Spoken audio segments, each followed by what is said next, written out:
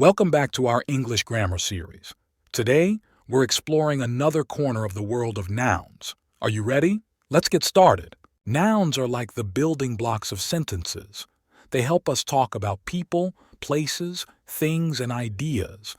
But did you know that not all nouns are the same? Some are countable, and some are uncountable. Let's find out what that means. First, let's talk about countable nouns. Countable nouns are nouns that can be counted and have both singular and plural forms. To make most countable nouns plural, we add s or es at the end. So, dog becomes dogs, and car becomes cars. Now, let's talk about how we use articles with countable nouns. We use a or an before a singular countable noun to refer to any one of that item. For example, there is a cat on the roof. However, we don't use any article with plural countable nouns. For instance, we say, there are cats in the garden. If you want to ask about the quantity of a countable noun, you can use the question phrase, how many, combined with the plural form of the noun you're asking about. For example, you can ask, how many books are on the shelf? Or how many miles did you run? Great.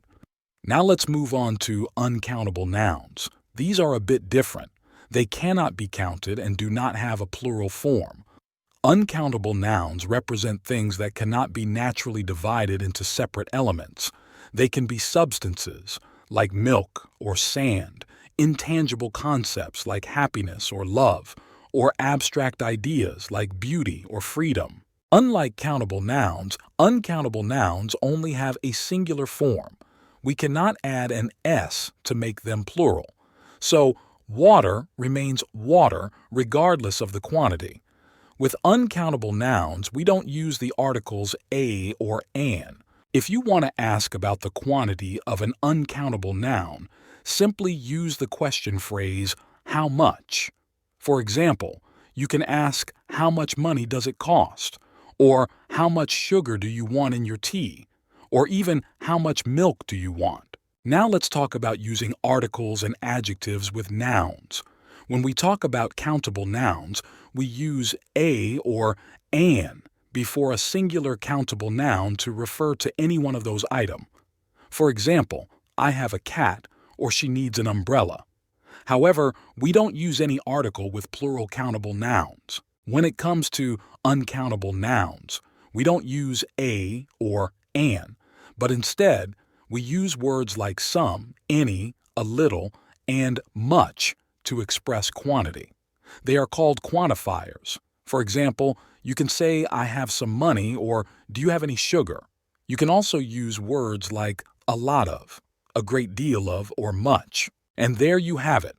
Let's quickly recap what we've learned today. Countable nouns can be counted, have singular and plural forms, and use a or an before a singular countable noun. Uncountable nouns cannot be counted, have only a singular form, and don't use the articles a or an. Instead, they use words like some, any, a little, and much to express quantity. That's it for today's lesson.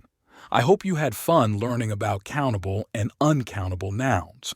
Practice, practice, practice, and soon you'll be a noun expert. See you next time.